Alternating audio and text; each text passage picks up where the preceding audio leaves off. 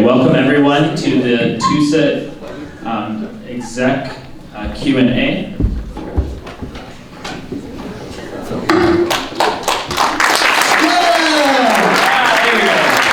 Good to see all the smiling faces. And I'm joined by none other than the Senator of TUSA, who chairs the advisory committee for TUSA, Andrew Bouchard, former president. I'm glad to be here. So as you know, the past presidents and past TUSA members can join something called the TUSA Senate. It's an advisory council for the TUSA Council, and I'm currently the chairperson of the Senate. And so I was TUSA president 2 years ago, and I've been graduated for a long time. But it's good to be here. We also want to shout out former President Jeremy Jewson. Yes, sir.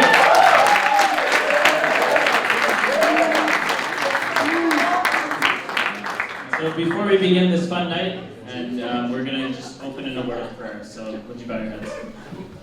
Dear God, thank you for just giving us this campus, Lord, this gift that we have to know more about you, to grow as godly Christian leaders, Lord. And as we elect the next godly Christian leaders of this campus, God, I pray that you'd be in the decision. And God, I just pray you'd be with the candidates, give them the words to say, and give them the ease of mind and nerve to know that they are serving you for these students, God. And so in your name, amen. Amen.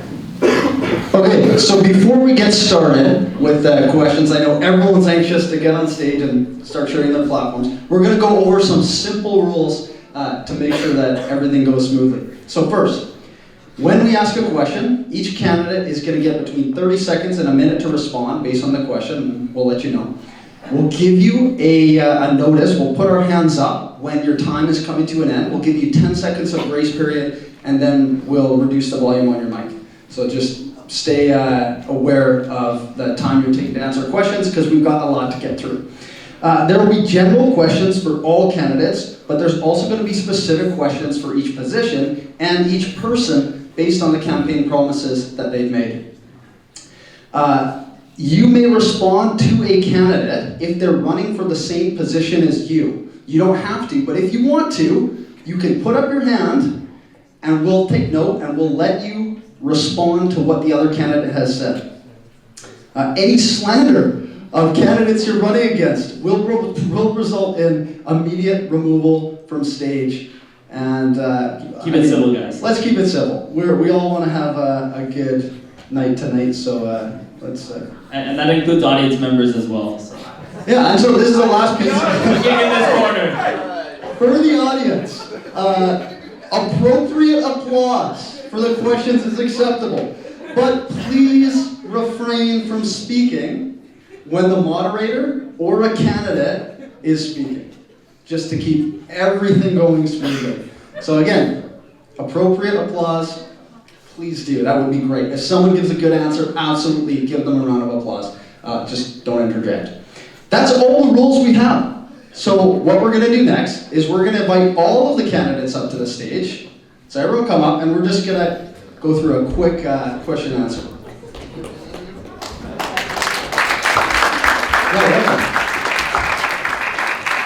So we're going to start off by going down the line. It doesn't really matter the order, but just tell us, quick 30-second elevator pitch, your name, your major, something the audience might not know about you, and why you're running for your position. Just introduce yourself. Perfect. As you may know, my name is Arturo Lombardo. I'm a business major. And I'm running for vice president because I know there's some things that we're lacking in the TUSA team. And I want to change that. I know that we need to have an efficient TUSA team to be able to accomplish what we're promising right now. So that's why I'm running, and that's my goal for this year. Thank you.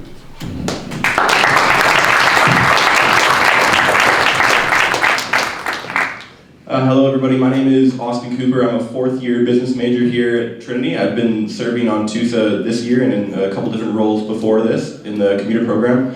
But yeah, I'm running for president because I believe that I have the experience and the knowledge and the desire to seek the kingdom of God and to help serve the rest of the team.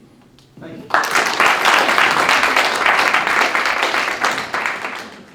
Hello everyone, my name is Arda. I'm a third year international studies major, and I'm wanting to become president because I have a heart to serve, and I believe TUSA has the necessary resources to be of benefit to every single student that lives on this campus and commutes to this campus.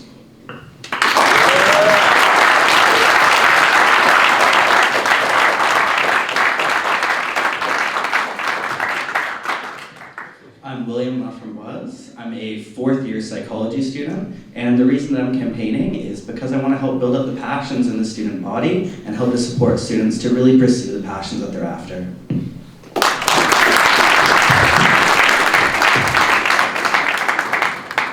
I'm Zach Galloway, and I'm campaigning for Vice President because I have fulfilled every promise I've ever made to this school.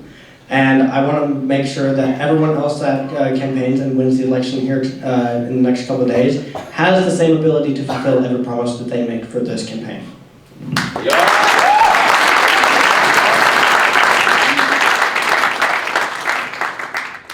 Hello everyone, my name is Shalom Obaki. I'm a second year business student.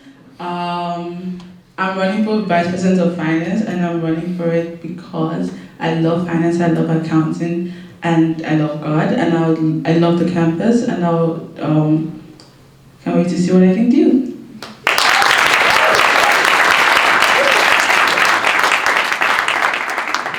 Hello everyone. Oh, that's a little bit close, sorry about that. Hi guys, my name is Spencer. I'm a second year standing corporate communications major, and I am running for Vice President of Student Relations because in everything I have done, whether it has been in the Collegium, with my club TW Rise, or now currently the Accessibility Committee as well, I've always put other students first. So I've always had their hearts and their hopes and minds, and I want us to be a people that lift each other up and help us realize that we are all uniquely made in the image of God. Thank you.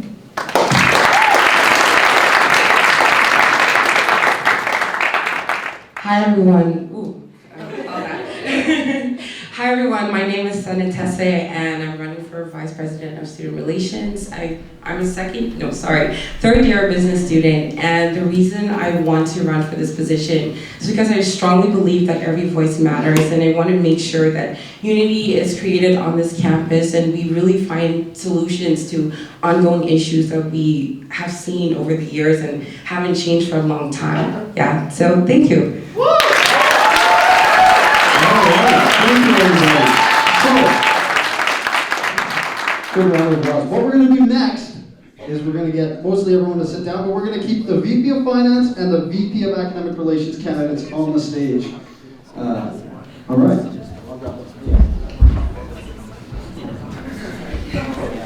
So the way that we're going to do the individual questions is we're going to bring everybody up in pairs. We have pairs for the rest of the candidates, but for these two that are running unopposed. So we will ask you together and we'll go back and forth. So let's get right into the meat of the questions. Let's first start off at just, tee you up, easy one. We'll start with William. Why are you running for this role?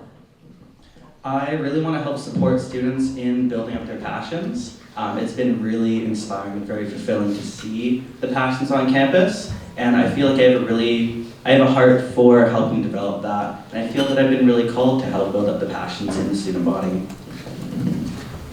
Thank you. Why are you running for this role? I'm running for this role, as I said before. I really love accounting and finance, and I think I can do so much with this position.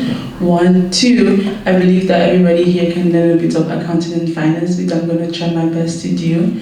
And over the years, I've heard complaints about how quickly they get their money back, and I will try my best to get everybody their money back as fast as I can. No promises. Thank you. Okay, great. Keep the mic.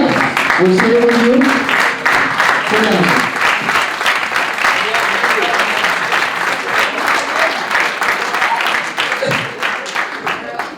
Yeah, everyone getting your money back, that's a big deal. I know how long disbursements can take.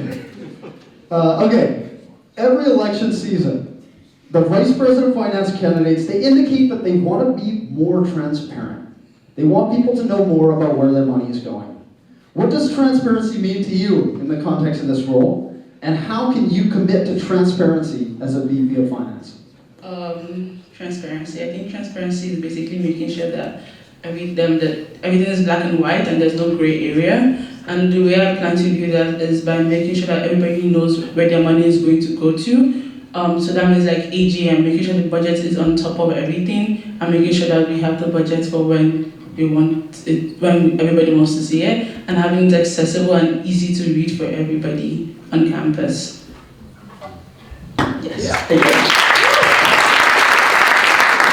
Yeah. Fantastic, thank you. Okay, well, let's talk about the VP of Academic Relations. Now, not everybody knows what the VP of Academic Relations does. In fact, it's somewhat of a complicated role. Can you explain your understanding of the role? What does the VPR do? And how do you plan on effectively fulfilling your role? So there's two big responsibilities of the VPAR role. One is to lead the faculty representatives and help to develop and really cultivate that team. And two is to really help support the clubs. So kind of guiding them through the process for everything from starting a club to running an event and everything kind of in between. And then another part of it is to help support academic pursuits on campus, which is a pretty broad-reaching goal. But basically, you look at academic, I'm forgetting the name, curriculum committee, and kind of things within that are the main parts of the role. Fantastic, thank you. So, the VP of Finance, we'll just go back and forth. Good to know. The VP of Finance manages a lot of money. In fact, the TUSA budget eclipses $300,000 on a year-to-year basis. How will you ensure that TUSA's finances are allocated equitably to the student body? I'm guessing when you say equitable, it means like equally. Well, yeah, how can you represent the different students that pay TUSA fees well with the way that we use our TUSA fees? Okay. How can you be responsible? Okay. I don't want to make empty promises, so I'm going to not say things that will put me in jeopardy. But I looked over the budget and I've looked over it a couple of times, and I've seen some areas that we can kind of shift funds towards and like give less money towards. Not because it's not important, but because I see like the wastage of resources that happens because of how much money we give them, and like how we can actually make that money more. We can use it for more, instead of using it for what we're using it for right now. And like, for instance, off the top of my head, like having events for commuters, for instance, we can have something that other commuters can go for that they would like and plan it based on their schedule and not necessarily TUSA's schedule. So yeah. Great, thank you.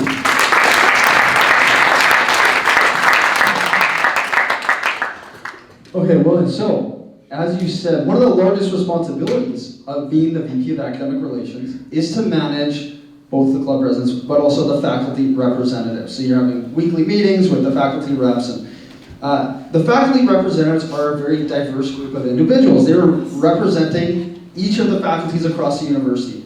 How do you plan to encourage, motivate, to keep your team on track, and to ensure that TUSA can represent all faculties well? I found in my time as being a faculty rep, I've learned a lot of things about how to really help, like what's worked within the faculty reps. I think with what you had mentioned, the weekly meetings is a really strong way to keep accountability and also to keep people on track and keep people motivated. Another way to help the faculty reps really address all of the faculties is to equip them, and equip them in equitable ways, equip them in ways that are going to be beneficial to each of them, as opposed to doing a one-size-fits-all solution. So that's kind of giving them the experience that I have, and then pointing them to the resources that they need to really support their faculties in the unique ways that each faculty has. Fantastic, thank you. Okay, we're going to do a couple personal questions and then get to audience questions. So, you said in your speech that you'll make sure every dollar on TUSA is accounted for. One of the big responsibilities of the VP of Finance is creating a budget for the year. How will you ensure that TUSA runs a balanced budget, sticking to its projections? And how will you encourage fiscal responsibility within your team? Okay. That's a lot of words. First of all, I'm going to utilize my summer to make sure that the budget is actually, like, everybody has it by the time I want it, not by the time they want to give me, respectfully.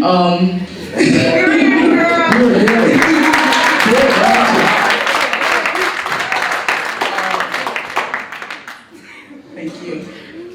Because, yeah, I like my time, I respect my time, and I respect every other person's time, and I would like my time to be respected too. So because through that, I can go through the budget and see, okay, do you actually need this money? And we can go back and forth conversations. And I'm not trying to do that September when school starts with everybody around and everybody's schedule is busy and everybody's panicking because of school. I would like to sit down with every individual that submits a budget and sit down with them and go through every single thing they've listed. And is it necessary? Is it not necessary? What's the level of importance for this? How unimportant is this? And just air it out. Because at the end of the day, we're spending students' money. Some of them worked for that money, some of them, their parents gave them that money, which their parents worked for. So thank you. Yeah. Thank you. Last question before we get to the audience questions. In your speech, you said you will build up our clubs and help foster the development of new clubs. What are some practical ways you plan on accomplishing this initiative? One thing that I'd really, really love to focus on for this upcoming year is lowering that barrier of access to set up a club and to get into running club events. So that means making it more accessible, making it more highlighted, so making people more aware of how to do things, and then trying to make that process as easy as possible so that people, if they have a passion, they're able to really, really easily get into that club as opposed to going through mountains of paperwork and having a big headache and getting discouraged.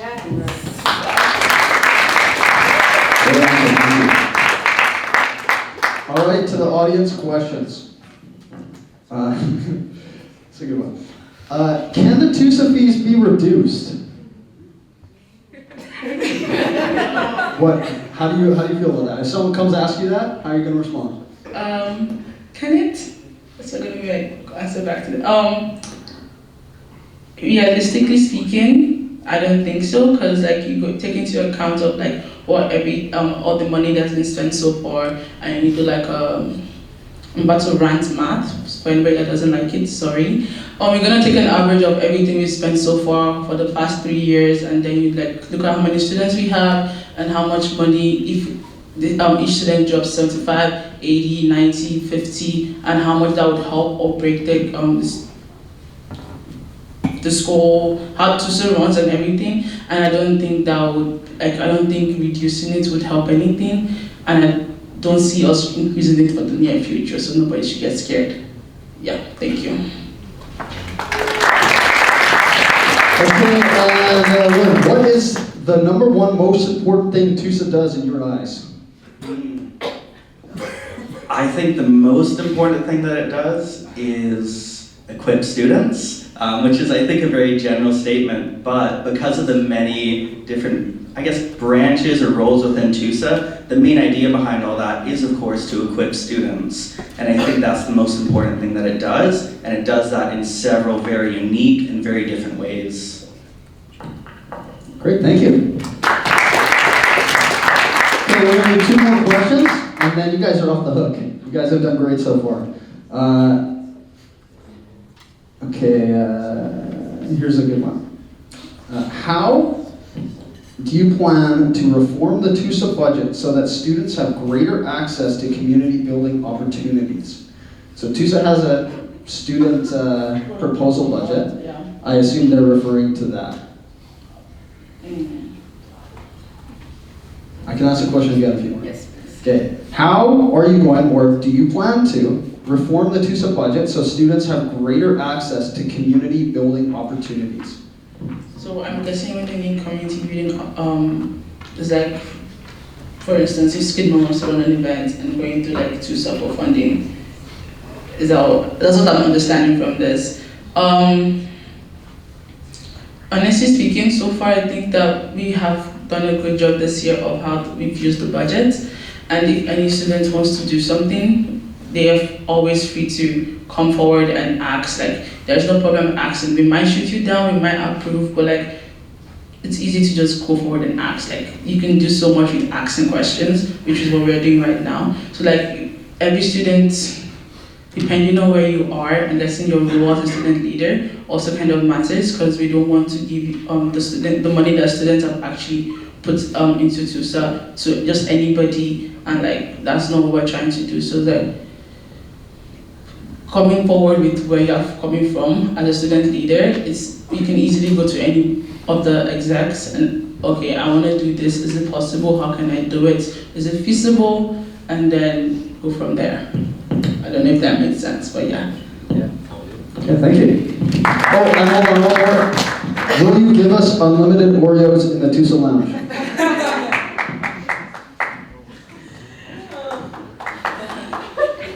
No comments. That's all for you, thank you. Let's stay, you stay on stage until Wednesday. Okay, William. What are your hopes of integrating international students in regards to your role?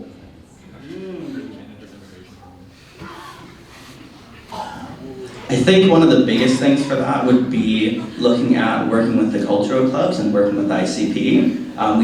We've been blessed with some really incredible cultural clubs this semester who are really celebrating the culture from all these different parts of the world. And I think it would be really great to look at trying to collaborate with ICP within clubs to really build that up some more.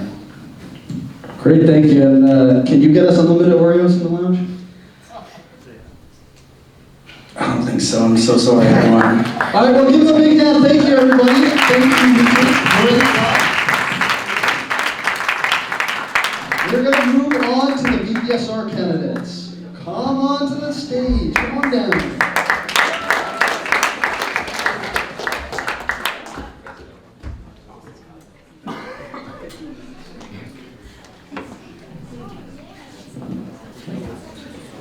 Alrighty, VPSR candidates. Sorry. We'll start with Spencer, and then let's start with some easy one. Why are you running for the role? Yeah, so as I said in my introduction, in any role that I've had this far during my time at Trinity, I've always put students' needs, wants, and hearts first. I've heard and listened to numerous students' stories, whether they're from TW Rise and they just want a space of support, or in the Collegium where they're like, I didn't even know this place existed. So I really want to do this role to build people up, to hear what students are saying, and to tangibly, physically make a lasting impact on campus, not just for this next year, but for numerous years to come, where people can feel like they belong, they are heard, they are seen, and they are valued. Thank you very much.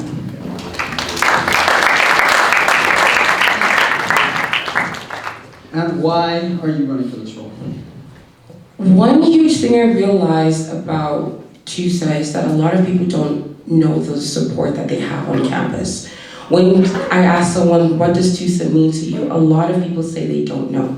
They don't know that they can go to the VPAR, they don't know they can go to the student rep, they do not know the access they have, the support that they have with TUSA. They do not know that with the issues that they have, they can take it and present it to people in higher ups, and there are people there to speak for them. I want to remind people that yes, they do have support here on campus. Yes, there are people who are ready to speak up for them. There are people who are ready to listen to them. And I honestly want to bridge that connection. TUSA is not just meant to be this exclusive group that has, they're just having fun and having events. There are real issues that people are facing here on campus, and people really need that support. So that is what I want to do in my role as VPSR. Fantastic, thank you. I'm going to what does the term ombudsman mean to you, and what does that look like on campus? I was actually looking up that word in detail today, and one huge thing that came up to me was advocate. Speaking up for the students and making sure that I understand what their problem is. I do not want to just hear the problem, but I really want to dig deep and see the root of the issue and find ways to communicate that to the right people. Fantastic, thank you. Once again, what does ombudsman mean to you, and what does that look like on campus? Yeah, so you were kind of talking about belonging and offering to feel seen, heard, and valued. And honestly, that's what anyone wants here on this earth. We all want to feel like there's this group that we can belong to. There's this group that can hear us, see us, understand us. And that is what I bring to this role. I've heard many different stories. I've done my best to listen and to accommodate and be there for those who need a lending hand or just need a shoulder to cry on. So that truly it is like offering peace, support, and belonging. Great, thank you very much. All right, Spencer. As the position responsible for representing students with disputes with the administration, what does this mean for you? How do you plan on fostering good relationships with the administration and representing students effectively? Yeah, that's a great question. And honestly, it's really interesting because a friend not too long ago came up to me, was like asking the question of wondering how can I move forward with this? What do I do? And so I've thankfully had the ability to build strong communications with the commuter life team, with various professors and various people within the administration here. I believe I'm someone who's approachable, where they don't feel too threatened or intimidated, but it's a simple chat where we can just sort out what's going on and how we can calmly proceed and how we can do this in a way where all the students feel safe and supported. Fantastic, thank you.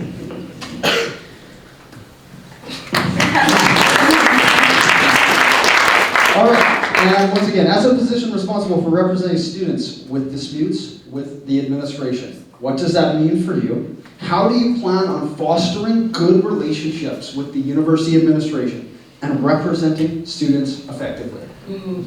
Well, as my role as an RA, when I came in the first 2 weeks, I saw a lot of issues and I had a huge list, and I went to Andrew, who's the head of resident life, and I was just asking him all these questions. Why is this done this way? Why do we do this? And why can it be done differently and all that stuff? And something that it made me realize, knowing who is in charge and exactly what they do and what they're capable of handling helps a lot. And having people direct me to the correct people who can actually answer my questions or even bring the right solutions to the issue, it's very helpful. So just being aware of who's in charge, spending time with them, getting to talk to them, not just knowing their role, but knowing them as well as individuals is very helpful in order to communicate what a student may be going through and just getting there to be a clear understanding from both ends. Thank you. We're going to move on to some personal questions. And so if either of you also want to answer the question, just put your hand up, let me know, and I'll ask you the question as well. Sana, in your speech, you addressed a culture of complaining on campus. What are some ways that you'll deal with this culture of complaining? And how do you plan to bring the unity that's required to create long-lasting solutions?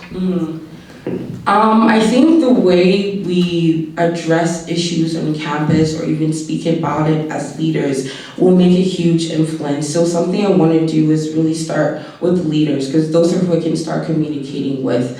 Complaining is something that happens easily. It's not the fact that you are complaining, it's just shifting our mindset from seeing the problem, complaining, or seeing the problem and finding a solution to the problem. So having a positive mindset or being able to take on the issue and be encouraged to have a creativity behind it would be more helpful than just sitting down and complaining. Complaining has never really changed much, but if we looked at the issue and worked on finding a good solution, I think great change can come to this campus. Thank you. Great, thank you. Spencer, in your speech, you talked a lot about diversity and accessibility. What are some practical, actionable steps that you can take to promote diversity and accessibility on campus so that you can achieve the tangible, long-lasting impact that you promise? I love that question. So one of the big things I've noticed in terms of accessibility, if anyone has been into the music building, like the top floor, they know that there's a long kind of steep ramp up there. It is super unpaved, it is super bumpy, so if a wheelchair was to accelerate or something, it just overall would not be great at all. So one of my main priorities and something that I've been continuing to fight for is at least a railing. So that way a wheelchair can't go too far forward, but they can safely just make a safe stop. And in terms of the library, I've also heard various ideas that dimmer lights in the library, in study rooms, would be very helpful for people that maybe have migraines or concussions or these type of things. They're able to adjust the lighting to the way they like it. And in terms of diversity, it's just finding different ways where people find opportunities where they see themselves in it, whether that's through Culture Week, whether that's through different clubs or various events specifically for commuters or both, whatever the case may be, just finding these opportunities where they can feel seen. Great, thank you very much. Okay, we're going to move on to some audience questions now. So, you may or may not know, but TUSA, the VPSR, sits on a student media committee that also helps to oversee Mars Hill and work with Mars Hill. As the TUSA contact with Mars Hill, what's your plan to work with them? Did you double answer already? No, you asked that, Spencer, sorry. Me? Yeah. Okay. I can ask you again if you want. So honestly, most of my life I've been a very creative person, mainly on stage, but I've just had that creative mindset and I love these different forms of creativity. Whether it's through Pillar or whether it's through Mars Hill, I have good connections to both of them. They both mean a lot to me in different forms, and I think having those platforms where people can share their stories, share their memories are so incredibly powerful. And I would really do my best to facilitate good community, open communication where they're not like one or the other, but they are together. These are two things where people can see themselves and experience new memories and share their stories and all that. Great, thank you. All right, Senna. With Mars Hill and Pillar, honestly, what I really want to do is showcase the different people on campus. It would be so cool if we could talk to individuals that really help around, but we don't really pay so much attention to, not just as in students. There's so many students who are contributing to this campus that we do not know about, and there are also so many workers who help the upkeep of the campus that we do not pay attention to. I think we all know Patty from the Bookstore Cafe, and she's just such a great joy to us, but I do not know if she ever got highlighted at some point. My big sister is here, and she also knew Patty, and she's just been such a great addition to the school, and many others who have been working here for a while. And as for students, I think they deserve to have their voice out there, and they deserve to be seen. And sorry. But yeah, what I'm really trying to say, I think it's important to showcase the different people on campus, what they do and how they contribute, and just getting to know them more. Yeah, they deserve that. They really do. Great, thank you very much. Okay, we're going to do one more question and then we're going to wrap it up.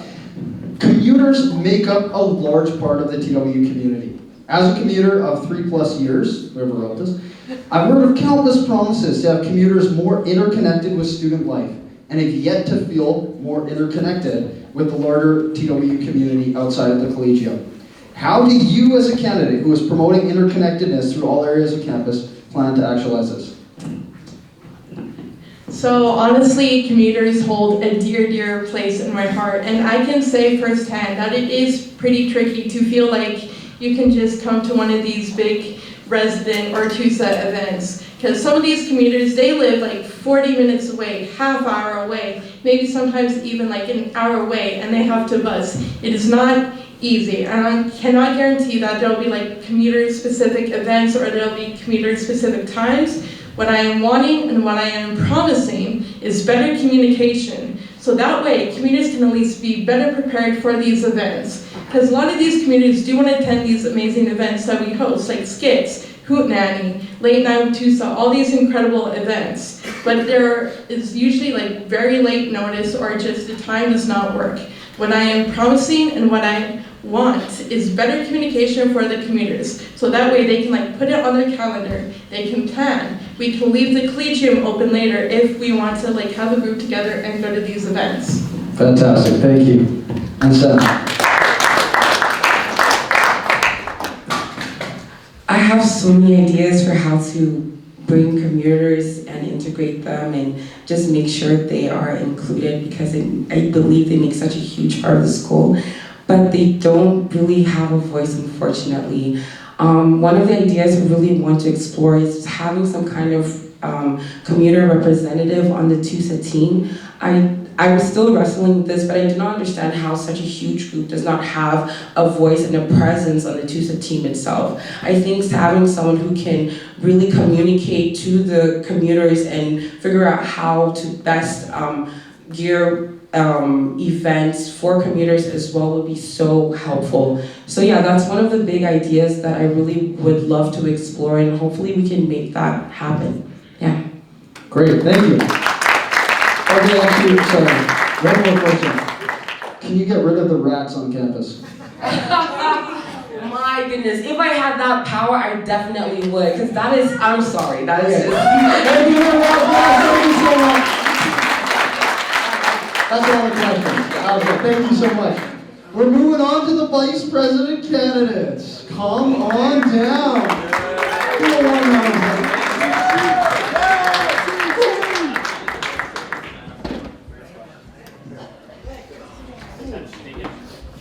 I've updated the link, so if you want to ask more questions specific to the vice president or the presidents, just scan the QR code again.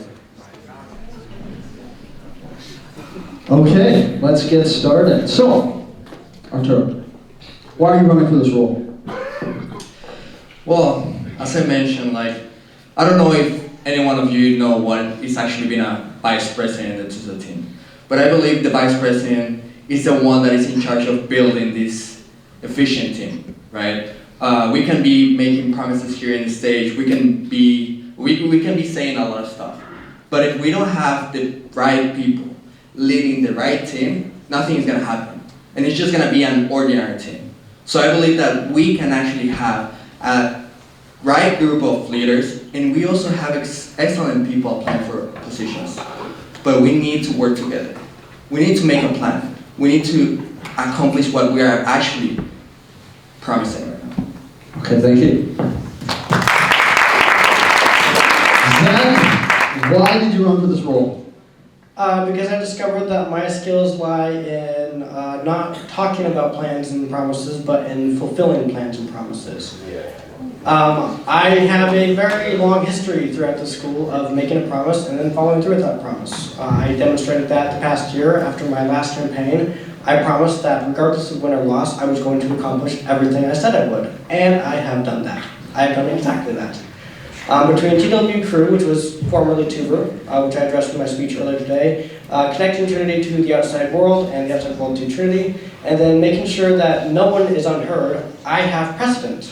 I have accomplished everything I said I would without the resources that TUSA provides. Imagine what I could do with the resources that TUSA provides. All right, thank you, Zach. Hold on, everybody. We're sticking with you right now. So, if you're elected, one of the primary jobs of the vice president immediately after you get elected is to be in charge of hiring the next year with the elected president. This process, of course, begins right away. Please explain how you go about the process and what qualities you'd be looking for in potential hires to build a strong team. I can't say I don't have my eyes on a few people already, but during the in preparation stage for the campaigns all last semester, I was scouting people to run for representatives, I was scouting people to run for the executive vice president team, and I love to delegate. I love to sit back and watch people interact with each other and to just analyze them and see what they're good at, and then take notes of that and put them back in my pocket for further use. Thank you very much. You guys are doing great. Thanks for all the applause. All right, Arturo. If you're elected, one of your primary jobs is to be in charge of hiring with the president. Please explain how you go about that and the qualities you'll be looking for in potential hires to build a strong team.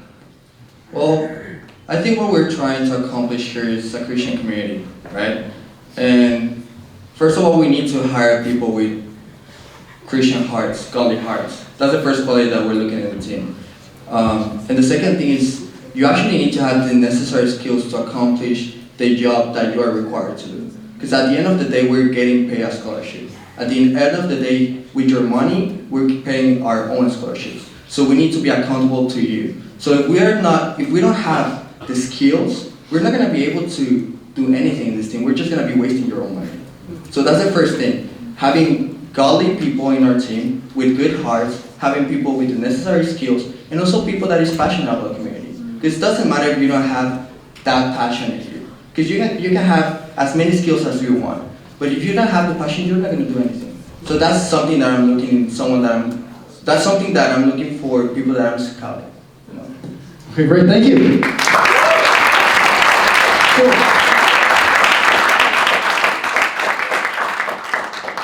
Another aspect of the VP's role is to oversee TBM and to help manage all of TUSA's governing documents.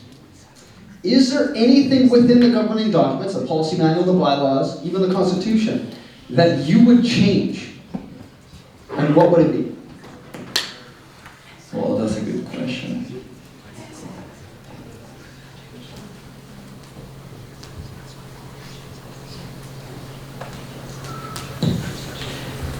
You know, something that happened today in TBM, we had a guy coming to John requesting some money for our conference. And our job is to support people, right? And our job is also to spread the word to the world of how Trinity is building Christian leaders.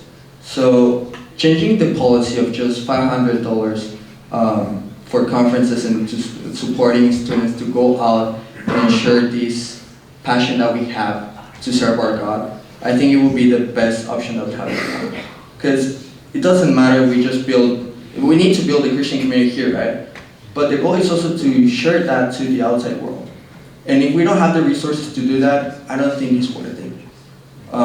We're not just living in a bubble. Obviously, we're getting trained here, but to get out of this bubble and go to the real world. Fantastic, thank you. Jackie, you want to respond to that one? I love all the initiatives I've heard from all the candidates so far. Keep it up. Great work, everybody. For context, Jeremy's the one who wrote that policy.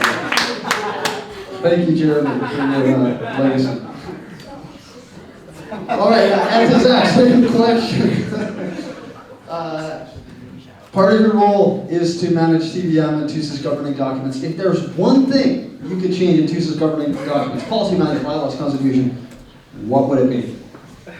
I've attended the TBMs for almost a year and a half now. I keep a very careful eye on them and careful watch. I've been able to watch a lot of them in use, and thereby I've been able to see a lot of their effectiveness.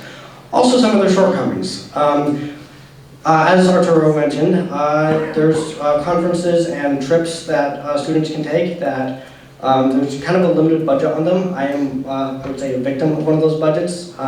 Right now, for my recent United Nations trip, which brought Trinity to the outside world, I was able to demonstrate exactly what a Trinity student can be to the outside world. And yeah, the budget for that is a little bit tight. I've done a lot of fundraising among many of you.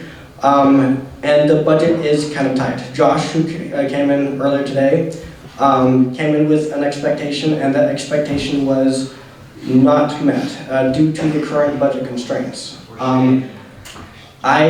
While I don't think that we should be charging you all more money, I do think that more money should be reallocated and relocated from various initiatives and various events teams to because we want Trinity to be much wider. Zach, you're doing great. Okay. I'm going to cut you off at a minute. Okay. Let me summarize this. We want Trinity to be big, and we want Trinity to be known worldwide, right? Okay. You good? Sorry. I assume you can all summarize the rest of that. Okay, thank you so much, Zach. Good round of applause. Hey, going forward, I've been a little lax with the time. When we hit a minute, I'm just going to tap the mic. I'm going to give you 15 seconds to wrap it up, and then we'll, but you're doing great. You guys are doing awesome. Okay, let's move on to the next one. Zach, this is you again. one of the other elements of the vice president's job description is conflict resolution and human resources management within the team. How are you going to handle internal conflict within the team? And what kind of a culture do you want to promote to create cohesion within the team? Ideally, conflicts would not be solved between the two people. Ideally, there would be a third party, because when conflicts are solved between two people, there can remain hard feelings, and there's usually more of a compromise on one side than the other. A third party intervention would prevent that. Also, I've got a lot of experience in conflict management, because I was laugh at this if you may, but I was a fast food restaurant manager for 4 years. So I've got a lot of experience managing conflicts between young people. Okay, thank you very much.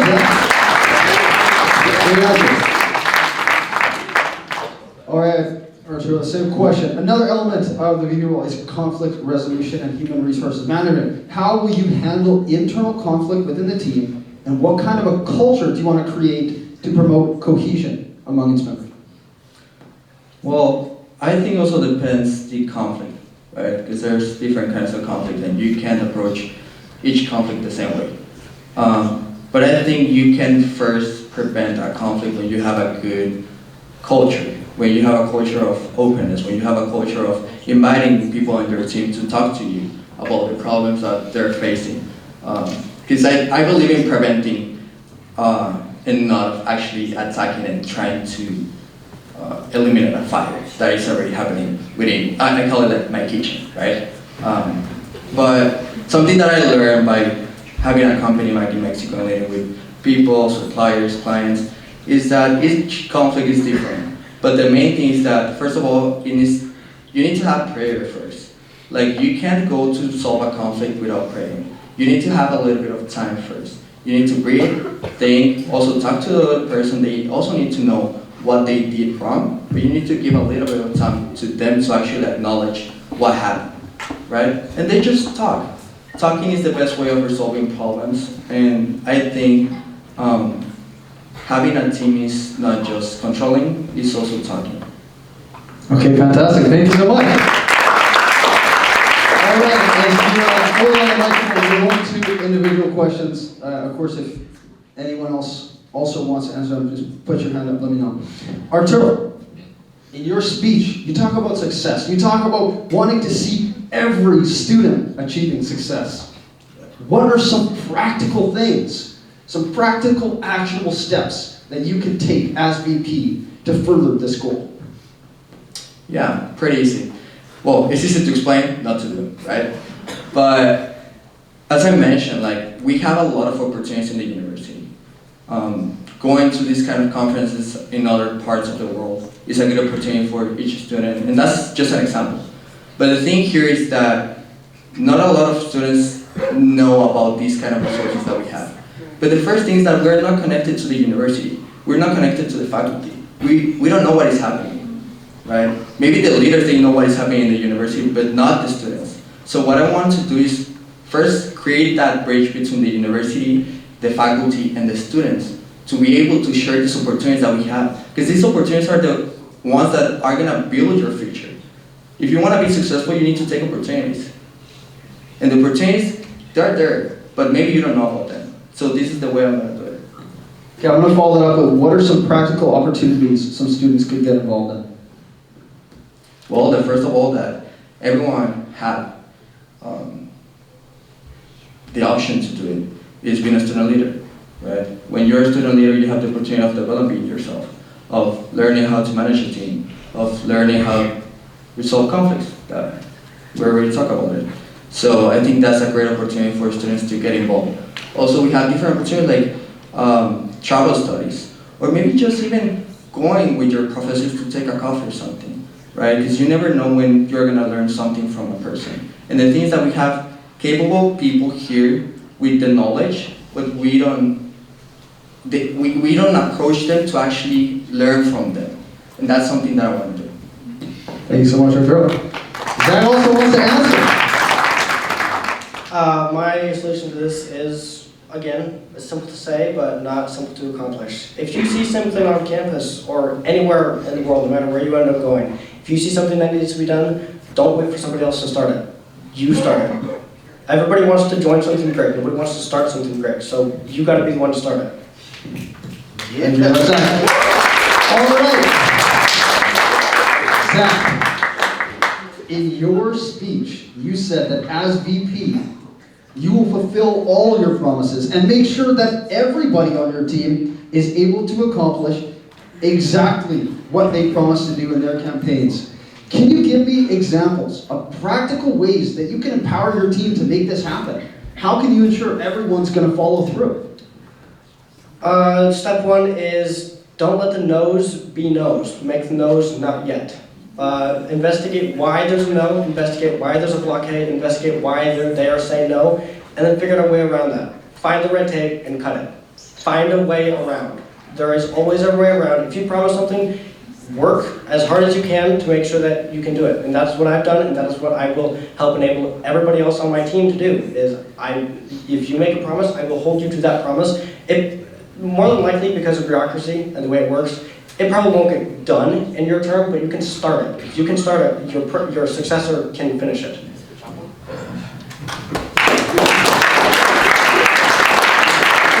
Do you also want to respond to that? Or do you want to Repeat the question?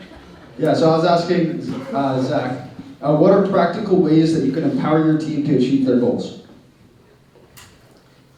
As I told you, like having a good culture. That's the first thing. The second, just having an efficient team. If we have the right culture, with the right hand, the right heart, and the right communication, I think everything is achievable. But maybe you can say, I'm going to accomplish everything that I promised. But just by being in the TUSA team, there's some stuff that are not going to be accomplished as success in your term.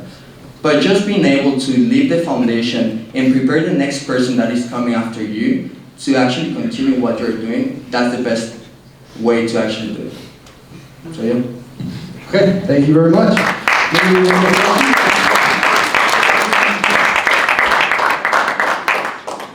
Can you tell me, Arturo, 3 things, practical initiatives that you plan on accomplishing and what you're going to do to achieve those goals?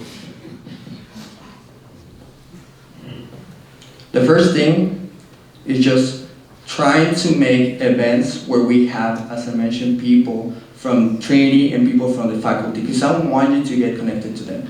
They have the knowledge, they have the experience. That's where you're gonna gather the information, the real information. That's the first thing. The second thing is just opening the TUSA Lounge for students to come and create initiatives. Initiatives, they're not just started by the leaders here at TUSA.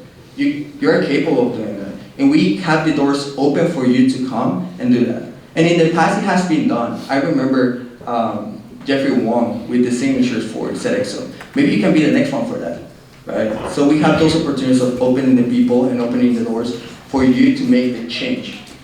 And the third thing, if you want to get involved, get involved. If you want to come to our events, come to our events. If you want to volunteer and just learn from our team and our culture, that's the best way to actually get involved. And maybe you like it, and you stay the next year in the TUSA team, you apply for something. And that's how you actually create a culture to continue our process, because TUSA is a process, the government is a process. In a year, it's not possible to achieve a lot of stuff. But if you create, as I mentioned, the foundation, you create the process, you prepare the people, that's the way that TUSA is going to be successful in the future. Thank you very much.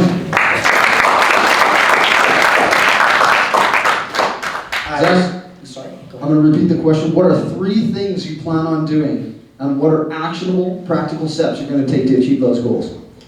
Okay, I started this campaign with 3 ideas in mind for FY1. One of those was basically the TBM summaries, which I've been doing at the table, but make them more official, make them TUSA, make them from TUSA, meaning weekly or bi-weekly, just address everything that the representatives are doing, everything that's going on behind the scenes, where your money is going, what exactly the team members are doing with all the different, like the reps. The TBMs are open to the public, but not everybody attends them. So if we publish a weekly or bi-weekly newsletter regarding something like the RAT, what exactly is that happening with that? At what stage are we at in that plan? The second thing I want to do is I want to continue to work on and perfect TW Crew, because I think that is a great bridge between commuters and residents. It's a great way to build culture and foster cooperation. And the third thing I want to do is we have Trinity House in Fort Langley. I want to reopen Trinity House and make that available to the public and do stuff out of Trinity House in the wider community that we are a part of. Because right now, we exist. As soon as you come out of the bridge, this is a bubble all of its own. And if we can extend beyond that into Fort Langley and beyond, I think we can have a real major impact on the community as a whole. All right, thank you very much, Zach. Zach, I'm going to ask you an audience member question. Zach, you say that you have fulfilled every promise that you have promised. Can you update us on Tuber and what's the current status for that project? Absolutely. So the current status on Tuber, it is now TW Crew for copyright reasons, which I encountered earlier this year. It is currently a Facebook group chat, but due to the demographic that I'm trying to market to, not a lot of people use Facebook. So I'm working on trying to find another platform to market it on, but that is mildly difficult. I would still like to turn it into an app. That is the end-all goal. But there are marketing and liability issues with that involving insurance and payments and overhead. So I'm trying to keep it as bare bones as possible, but right now it is in the process of being moved from a Facebook group chat to another platform. Great, thank you very much.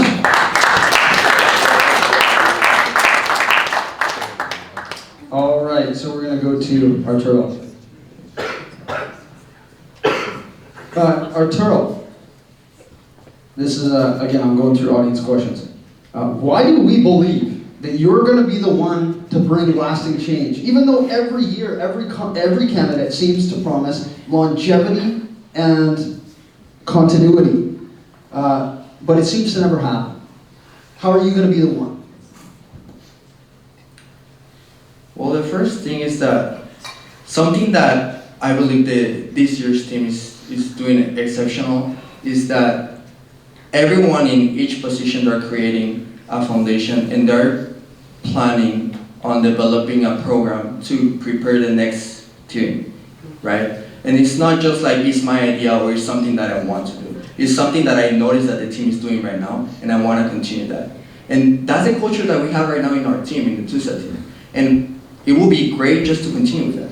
That's why I want to run for vice president, because I know what is happening inside the TUSA team. I know the culture that we have. I know the plan that we have. So what a better way just to continue the plan that we have, continue the foundation, and actually build something. Because every year that we change team, it's just building foundation and into another foundation. We never build an actual house, or we never build what we actually promised. Okay, thank you. Zach, same question. Why do we believe that you're going to be the one to bring lasting change? It seems that every year candidates promise longevity and continuity, but it seems like we always hear that every single election year. How are you going to be the one to actually make lasting change? I would agree that we hear the exact same thing every year, and the exact same thing happens every year. The promises get forgotten about. We're told no, they are told no, and then they take the no as the final answer. My simple response to that is, I promise that I will make sure that there is lasting change. And I know that might sound like empty words given precedence, but I have precedence. I have done everything I said I would. So if I promise that I will bring lasting change, you can bet that I will bring lasting change. I plan on not, the table exists for accountability because I plan on not leaving the table, I plan on not taking the table with me. I plan to continue and hand off the table as a method of accountability to TUSA to make sure that the students are happy and visible, and they can see what's going on behind the scenes, and they can protest what's going on behind the scenes if they aren't getting what they want. Thank you very much, Zach. All right. I think Zach, you said, right? Yeah, Zach. Okay, so we're gonna wrap up pretty quick here and move on to President. But just let you know we're getting the last question. So, Many people may not know, but the Vice President of TUSA has a very unique opportunity as being the only student that gets to sit on the University Senate. So the university has a Senate where it's where they vote on new policy changes for the university, and they have many subcommittees. The Vice President is the only student that gets to sit on the University Senate. How will you represent students well if you are the individual who is sitting on the Senate representing the entire student body to the university policymakers? I've been at the bottom of the barrel. My first couple years at Trinity, I felt completely invisible, I felt unseen, and as I've stated before, I don't want anyone to ever feel that way on this campus again, because they don't have to. This is a Christian campus where everyone is supposed to have a light shown on them. So in my role sitting on the University Senate, I would make sure and I would bring to attention all the things that the people are complaining about, all the things that people are expressing dissatisfaction with. I would bring to attention the fact that that if there is suffering on the campus, I will bring that to attention. That is what I will do, and that is how I will help make lasting change. Thank you very much. And Arturo, as the only student that gets to sit on the University Senate, how will you represent the student body well? Well, the first thing is that how can I represent you if I don't know what you want, right? So just asking you, sending surveys, talking to you in person, and knowing what actually you want. Because changes can't just be made by something that I imagine. It's not just what I want and what I think and what I think is the best way to do it, right? It's what you actually want. So I want to approach you. I want to continue having conversations with each student to actually represent the students correctly in that Senate. Because it doesn't matter if I just want to be in the Senate talking to the people there, the important people at the university, if I don't have something in mind of what you actually want and what you actually want to accomplish and how you visualize Trinity in the future. Because it's not just what the president visualized Trinity, it's also how you want to see Trinity in the future. Thank you very much. We are going to do one last segment. We're going to give each candidate 1 minute to make any closing remarks, and then we're going to move on to the main show. Or Arturo, I think it's with you, and then back to Zach. Well, the first thing is, this is pretty simple. We have been building a foundation this year, and we want to continue that. It's not going to be hard. We're going to have some challenges. And the university is not easy to deal with. But if you have the right people in the right team, we can accomplish a lot of stuff.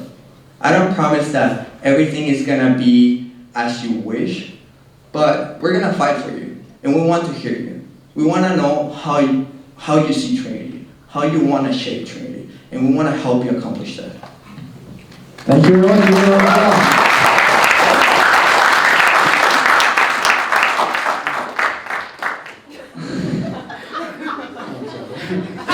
All right, Zach, 1 minute closing remarks. All right, 1 minute closing remarks. Let's see if we can do this. Pretty promises and fancy buzzwords are not the only thing you'll get if you elect me. I will make sure that all the pretty promises and all the buzzwords are not just substance that are dropped the instant they win. Yeah. Great job, everybody. Let's give our VP candidates a great round of applause. Congratulations.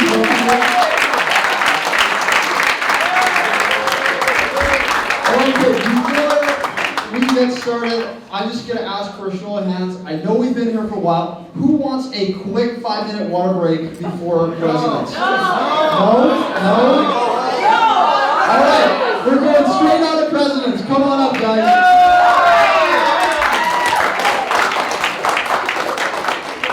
Thanks, everybody, for sticking around.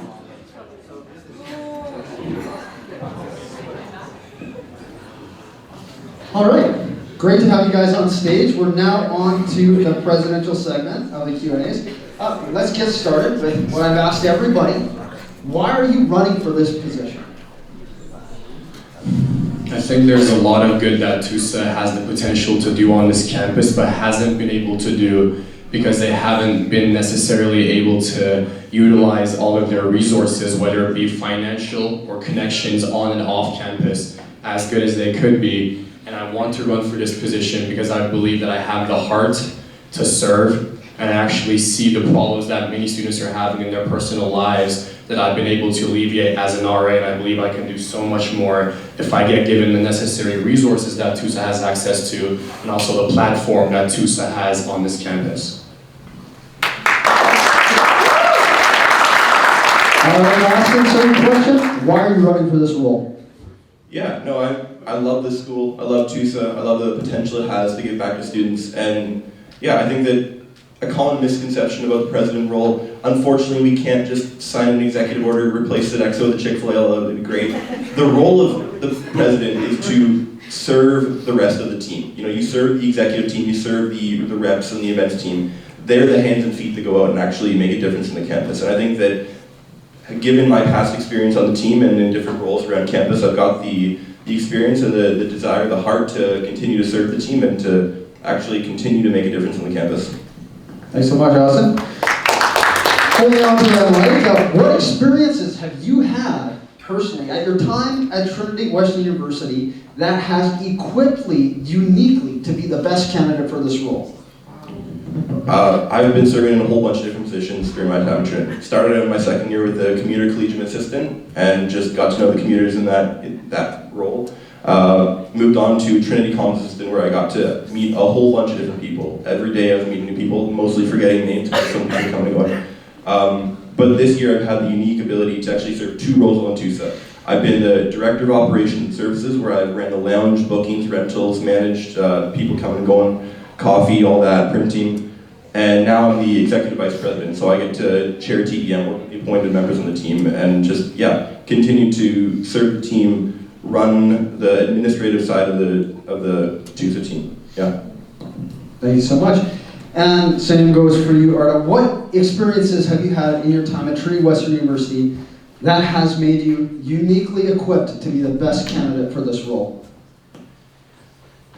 I've done a lot of student leadership positions on this campus, and most importantly, currently I have the honor of being an RA in the Douglas building. And throughout the time I've been an RA, I've been able to acknowledge that many students have a lot of areas that they're lacking in, but they're lacking in that because they believe that there's no external resource to actually make sure that their problems can get alleviated. And I want to make sure that as a TUSA president, I can bring that platform to them and make sure that their issues are actually heard and that their issues find solutions immediately. And apart from off-campus leadership positions, I've had the honor of working with the Turkish Church for the last 9 years as an interpreter and a translator, and I've been able to acknowledge that the root cause, excuse me, of many personal issues and struggles is because people have a very hard time with the reality of accepting love, which is something I really struggle with. And I have a massive struggle putting my head to my pillow at night in peace when I know that there's people suffering all around this campus because they believe that they are not heard and not valued. Thank you so much, Arda.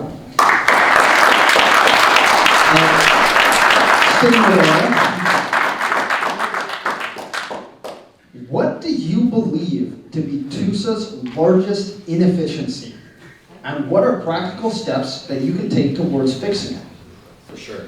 I think the largest inefficiency that TUSA has currently is the lack of communication and access to student life's leaders and the familiarity that they're lacking with residence life.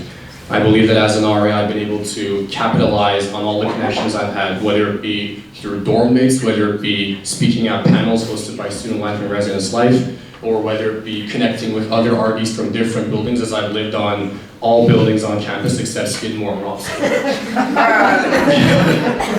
I believe that there's a lot of opportunity for this campus to grow, and I want to be someone that serves and has the heart to serve and to listen and to grow and to plant that desire and that seed of growth into people. Okay, thank you very much. Austin? Same question goes to you. What do you believe to be TUSA's largest inefficiency, and how will you work towards fixing it? Yeah, honestly, I mean, you said a lot of what I was going to say. There is a communication issue, right? We have TBM, where any student is welcome to come, but a main problem with that is that it's very regulated. We follow Robert's Rules of Order, it's all motions and seconds and rules. There's no time for just communication, questions, engaging, voicing concerns. So I plan to establish like town hall sessions. I want to have a more informal time where people can come, connect with the team, engage with the team, ask questions, voice concerns. We have actually, with our TUSA survey this year, we found that students are actually more happy with TUSA than they have been in past years. But continuing along that path of providing the best service we can and engaging with them is, that's my goal. Thank you very much. Austin, what is something that you plan on tangibly implementing that would bring value to the students of TWU? In other words, what initiatives are going to be your top priorities when you get into office, if you get into office? Yeah, that kind of goes back to the role of the president, right? I'm pouring into the different members of the team. I'm here to raise up the directors, the vice presidents. I'm here to connect with all the different members of the team. But I think a big issue has to do with a disconnect between residents, commuters, between TUSA, other departments. Events are a great way that we can bring everybody together, but right now I feel like there's not enough connection between TUSA and those other departments. So just going out and asking them, like, how can we help you, right? If we actually went to residence life or commuter life and said, how can we partner with them and how can we help you guys out with what you're trying to do? I think that can build connection and improve life for everyone. Thank you very much. Arda, what do you plan on tangibly implementing that would bring value to the students of TWU? In other words, what initiatives would be your top priority if you get in the office? For this, I can easily say two things that have been on my heart for a long time. I've lived in dorms throughout the whole time I've been a student at TWU, and I realized that TUSA has the necessary financial resources to be able to pour into dorms by allocating a dorm fund budget to every single dorm on campus. And I believe that this is possible due to the abundance of resources TUSA has that, in my opinion, haven't been used in the best way possible. And the second thing I do is, as I said before, I work in the international church ministry, and I've been able to reach out to local churches that are very willing to send shuttles every Sunday morning to TWU so they can pick up students, take them to church, and also drive them back. So those are my two main initiatives I'd like to implement.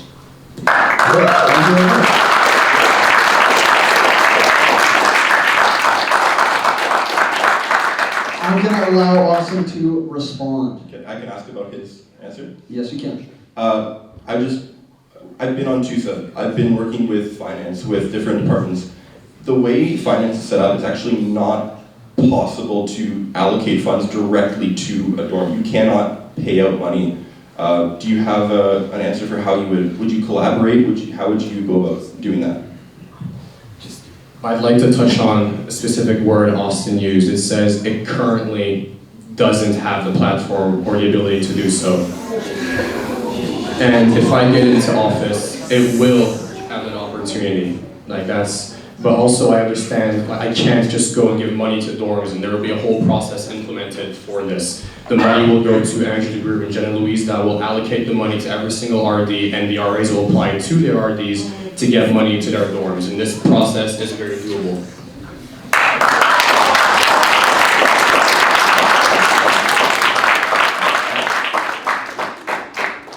I also wanted to ask if you knew about the Living Waters Church shuttle in Fort Langley that shows up at the Ubuntu Pavilion at 8:30 a.m. and 11:30 a.m. on Sundays. I do, but I believe that we have a lot of students who live on campus, and one church sending a shuttle is not enough. I can promise at least 7 that I'm already connected with.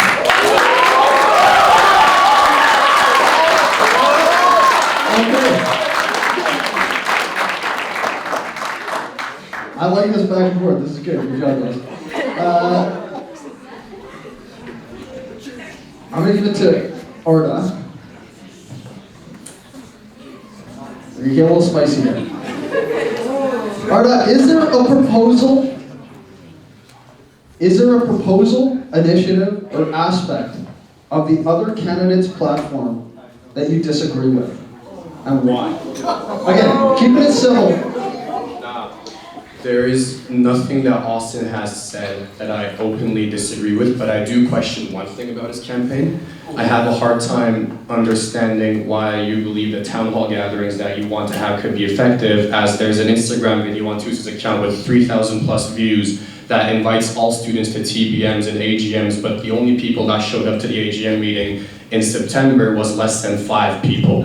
So when we have real life proof of a town hall not necessarily working, I'd like to know what you're wanting to do differently or implement differently that I can actually make those work. Because, I'll give it off in a second, I apologize. I believe if someone gets into the presidency position, they have to know what the students' issues are before the students can even come and tell their issues to them. That is the job of the president. They have to know where students are struggling before the students even have the opportunity to go and tell it to them. Austin?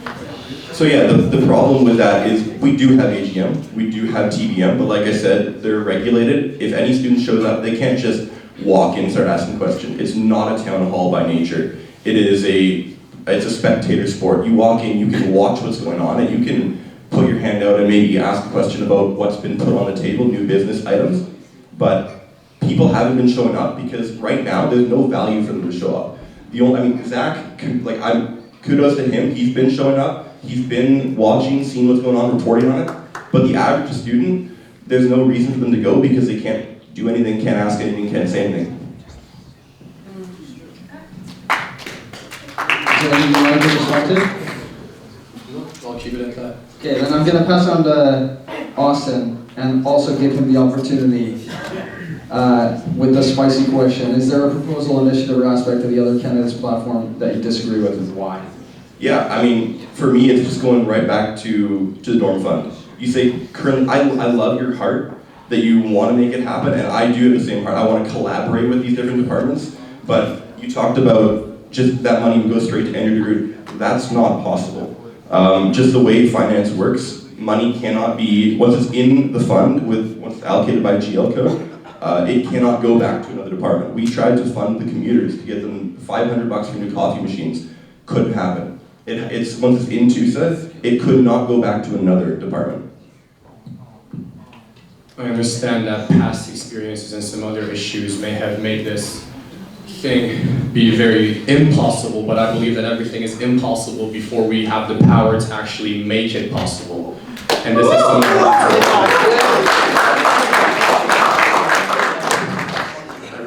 as Austin said, I really do appreciate the heart that he has as well, but I believe that there's a difference between talking and actually making things come to life. There's a different assertiveness that is necessary for a president to actually have the courage to sit with the University Senate to get things done and to push for things to get done. And that is what I'm promising to you. I will make sure that everything that TUSA wants to do will be listened and heard and most likely implemented.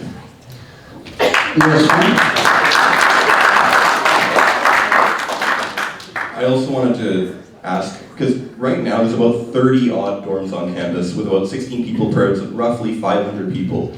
We have about 2,000 TUSA fee paying students, so that would be taking money out of the pockets of 1,500 students to put it back in the pockets of 500 dorm members. So how would you explain that to those commuters and apartment members and explain to them how you're taking their money and not giving them anything for it if it's a dorm fund?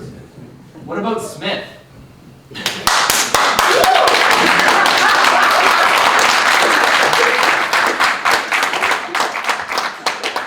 Let's hear it. I believe that I could answer this question with a very simple example. I'm not entirely sure about the finances, but I know that the grad yacht costs a couple $1,000s at least, and the grad yacht is allocated to less than 100 students most years, from what I know, and that money that pays for the grad yacht is taken out of the pockets of 2,000 students. Just to clarify, as well, a grad yacht is a ticketed event that people are paying for. So if you go on the yacht, you're buying a ticket, and that's helping to pay for the yacht. But I understand where you're coming from. You want to respond? Yeah. The other thing about the grad yacht is that is eventually for every student. Nobody's not going to graduate, hopefully, if they come to Trinity. Eventually, everybody's going to get a chance to go on that year. Nobody's getting eliminated from that. Okay, there's been some good dialogue. We're gonna get on to some individual questions now. Austin, you said in your campaign material that you will ensure full transparency and accountability by making sure every student is aware where their money is going. How will you achieve this goal beyond what TUSA has done before, publishing statements on the website or making Instagram posts? Yeah, so I mean, the TUSA president, they have to have their hands in a whole lot of different honeypots, right? A bad president would be hands off, let the VP of Finance do their thing, make the budget. That is the VP of Finance's job, to make that budget and to make that information available. But I do believe that by working with them to get all that information out, letting them know, all that information is on the website, but people don't know about it. And if they don't know about it, they can't find it, and it's of no value to them. So yeah, just making sure that every student is aware of where that information is, working with Marcom, getting material out, showing people where to find stuff, how to find stuff, how to read stuff, putting in a simpler format than the very business accounting major type of budget sheet that's currently up there. A simpler breakdown of where all the money is going.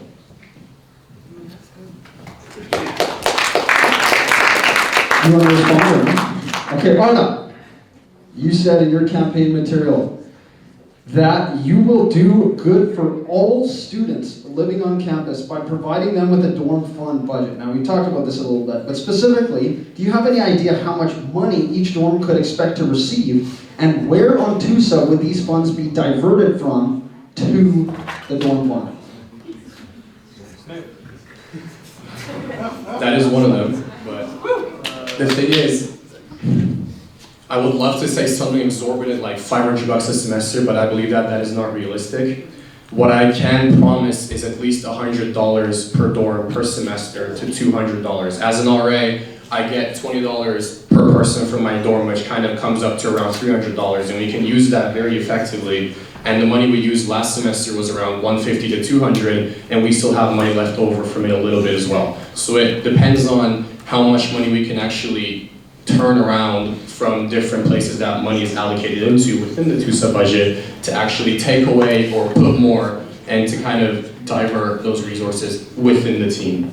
Okay, thank you. And two follow-up questions briefly. One, could commuters expect receiving a similar fund in a similar matter if they were interested?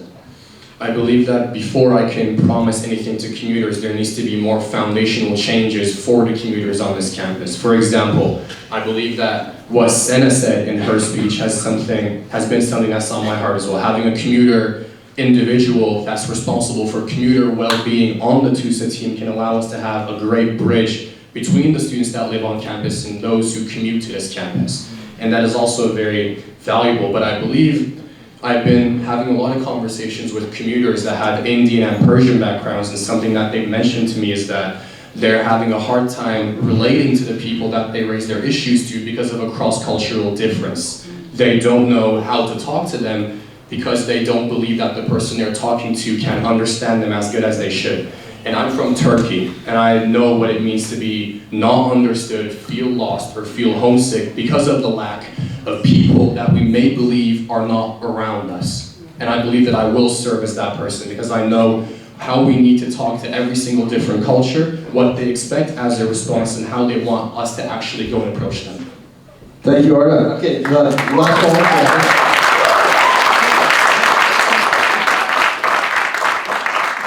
For the audience regarding dorm funds, would you reach out to Student Life and request funds from them for their RAs?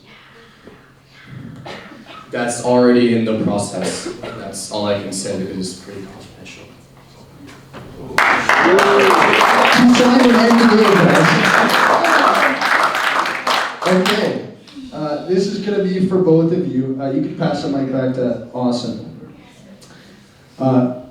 Austin, you said, well, I'll just address both of you, Austin and Arda, you both said in your campaign material, it's come up again and again, you're going to foster collaboration, you're going to unite TUSA, Student Life, Resident Life, Global Outreach, and Chapel. What are some practical steps you're going to take to do that? I'm a TUSA president, and when I was president, that was also an issue we faced. It's been an ongoing issue for many, many years. Andrew, what did you do? Pardon? What did you do when you were president? What did I do when I was president? I can address that if you want. Some of the things I did to impact no, I'm sorry. Well, we'll get going with this. I'd love to, but no. What are some practical steps you're going to take? You know, my mom always raised me that it never hurts to ask. So I would say just reach out to these departments, say, how can we help you? Just the other day when I was on shift in the Tusa Lounge, we had a commuter, it was a CA. They came in and said, hey, we want to partner with you guys for an event. So, hey, people want to make stuff happen. If you just communicate, don't assume that there's this barrier that people don't want to make things happen. Just go and talk to them, sit down with them, have coffee with them, ask them, what do you guys want to do? What are you hoping to do? What are your goals? How can we help make that happen? Just here to serve, so let's just go and communicate with people and see how we can best serve them. Thanks so much, Ozzy. All right, same question. You said you foster collaboration with these groups. What are some practical steps you're going to take to achieve this goal? I would definitely agree with what Austin is saying. I wholeheartedly believe that whatever he's saying for this answer is true, but to add on to that, I'd like to say and mention the fact that many of the past TUSA presidents have not had an RA position before. And because of that position that I've had, I've been able to actually build the necessary connections and the communication possibilities to leverage everything I know within student life and to leverage all RAs that I call close to myself. And that's what I will do. I already have the planted relationships that I will leverage and build upon. Thank you so much, Robert. Great answer.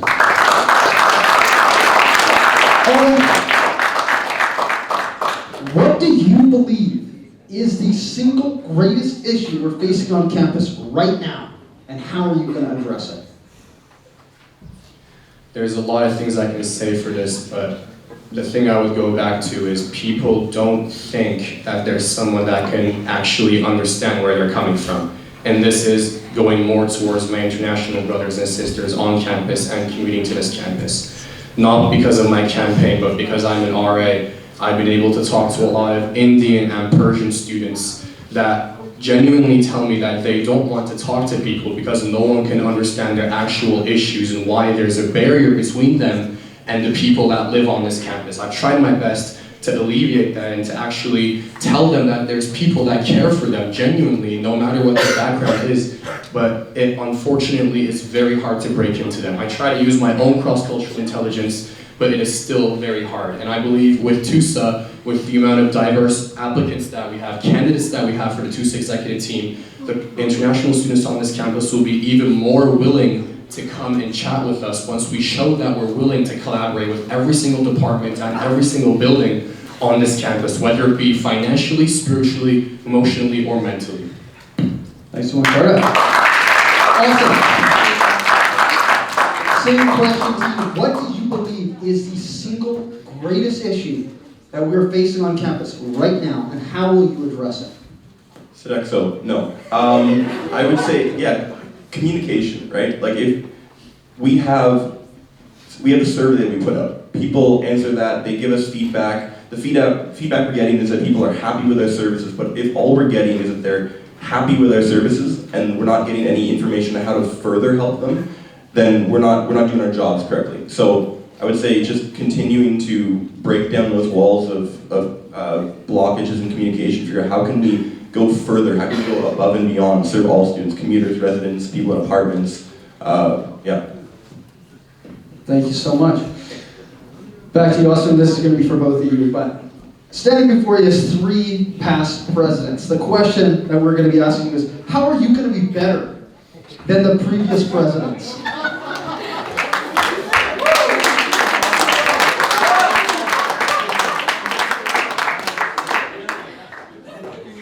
Feels like a loaded question. I would say that the benefit of being on the team and being able to work with a current president and who has worked with the president before him, is that I get to stand on the shoulders of giants and continue to build towards the goals that they've been working towards. I don't have to start anew with my own ideas. I just get to basically take the credit for what they've helped to do and then run with that. And yeah, no, I get to help work towards the goals that have been put in motion already. Same question as you. The chapel is being built, don't worry. Thank you, Jeremy. Arda, there are 3 presidents before you. How are you going to be better than the previous presidents? For sure. So I came to Canada when I was 17, and I am an outsider in this country. I believe that because of the experiences I've had, whether it be spiritually or physically back home, not necessarily most pleasant experiences, I've been able to understand that there is a very massive cultural divide that is still very present on this campus. And I believe that I'm better situated because of my own life experiences and the different culture I was born and raised in to actually address the issues that international students are facing on this campus today. I'm not trying to completely exclude local students, but I wholeheartedly believe that local students have so much more access to mental health assistance resources, to other resources, whatever it may be, but international students don't have that. And that is something that I can bring in because I know why there's pain in their hearts and what needs to be done to actually alleviate that pain from their hearts and turn it into a blessing, not just for themselves, but for those around them as well. Thank you, Arda.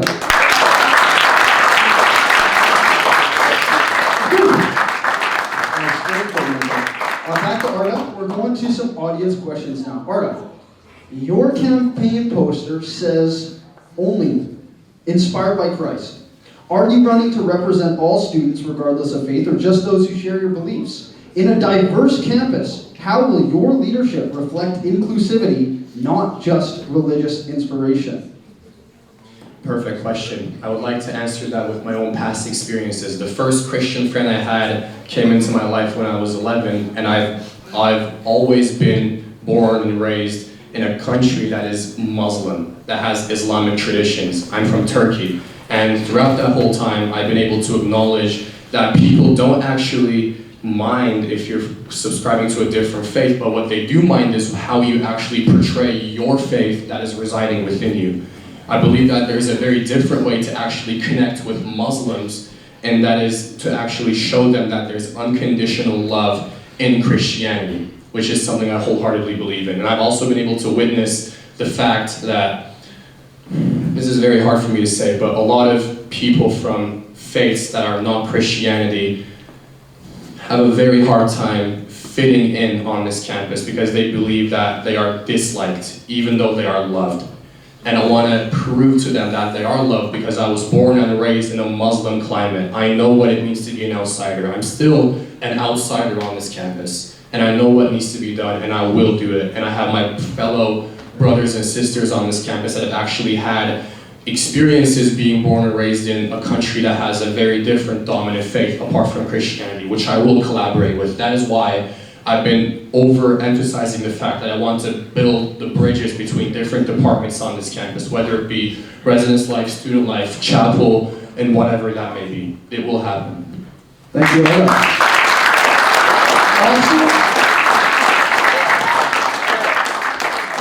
I'm going to ask you the same question, even though it was about Arda's campaign, but are you running to represent all students regardless of faith or just those who share your beliefs? In a diverse campus, how will your leadership reflect inclusivity and not just religious inspiration? I think that part of, as being on TUSA this year, the 3 core priorities we've had have been, we created them at the beginning of the year, and they've been something we've been working towards all year. The first one is Christ-centered culture. And I think that that is something that should be welcoming. It should be inviting for every student, regardless of their faith background. The really key point of that is that even if you're not Christian, even if you're not somebody who would usually fit into the school, you're still welcome. You're still invited in. We still want to share our faith with you. We still want to love on you. And I mean, a part of that is that the way to lead people to Christ, not to beat them over the head with the Bible. So we still want to be respectful about it, but yeah, no, I 100% I want to represent all students regardless of faith. So the role of president is not just big dreams and initiatives, it also is a lot of daily work. As you get into the role, it becomes people management, it becomes going to meetings. How will you stay inspired to keep on working towards larger goals in the midst of what can be a daily slog? The day-to-day connecting with people is one of my favorite things, but I also love working towards the big picture goals. When I'm able to connect with people on my team who are also similarly passionate about what we're working towards, that fires me up. when I get to sit down with people at our weekly exec meetings or our Thursday team meetings, say like, how can we continue to serve Christ, work towards our bigger goals, and to slowly work towards accomplishing them. So, yeah. Thank you so much. Same question to you, Arda. Could you ask me again? Yeah, absolutely. So being the TUSA president comes with what could become a daily slog. I believe that inspiration or motivation is not what a president needs to do what their task is. I believe in discipline, and no matter how something makes me feel, I will get it done because I have to get it done because it is my task to get it done. I ask for votes from students if I get the position, and I ask for their trust to be placed in me, and I have to perform no matter how I feel, and even if I dislike what I'm doing, or even if I like what I'm doing, I have to perform regardless, and that is what I can promise to all of you with all sincerity. Thank you so much. Okay, one more question. Is there anything from any of the other candidates' campaigns, regardless of whether they're to be elected, that you would still seek to implement? Yeah, for sure. Just like I touched on before, what Senna said in her campaign about having a commuter be of a position within TUSA could be of great benefit, because that can, as I said before, allow us to know how commuters are feeling and bring it directly to the student governing body for it to be addressed on the spot. So that was something on my heart as well, but hearing it from another candidate on the executive team brings me a lot of joy, because this tells me that there's like-minded individuals that have the potential to work with and grow this community to all areas possible. Thank you, Arda. Is there anything from any of the other candidates' campaigns, regardless of whether they get elected or not, that you would still seek to implement? Zach, I love the table. I love that I read that. I like being able to see what's going on, getting like an actual breakdown of what's happening in TBM. You're talking to different people, you're reporting what's happening on campus. I would love to have some form of just a really quick breakdown for students to click on and read into what's happening on campus. Thank you so much. Okay, to wrap up our session here, we're going to give each candidate 1 minute to make closing statements. At the end of 1 minute, I'll tap the mic, and then 15 seconds later, I'll go ahead. Yeah, no, I've had the great pleasure of serving alongside a great team this year and a whole bunch of great teams in the past and different student leadership opportunities. I am very excited about I should turn off my own mic. I'm excited about the year coming up. I don't know what holds or what the plans will be, what God's plan is, but yeah, I have faith that the campus will be in good hands no matter who wins. Thank you so much. Give them a round of applause. All right, closing remarks. I definitely acknowledge that Austin has had two very important positions within TUSA that he can definitely leverage to have a more fruitful community next year. But I wholeheartedly believe that it is time for a change in TUSA's focus and what TUSA stands for.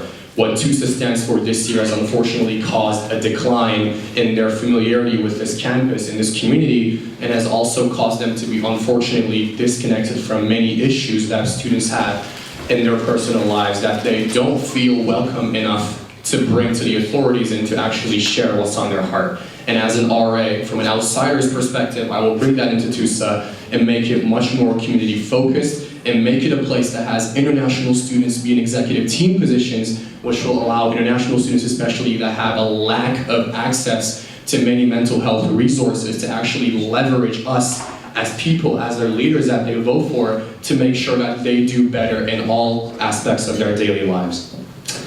Thank you very much, Arda. Give them a round of applause.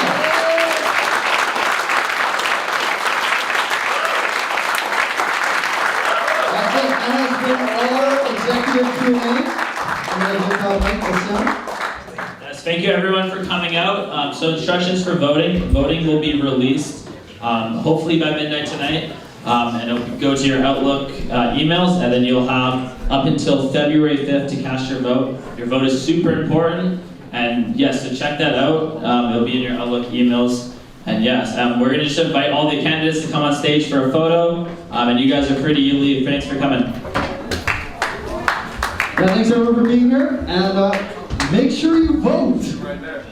Have a good night. Thank you.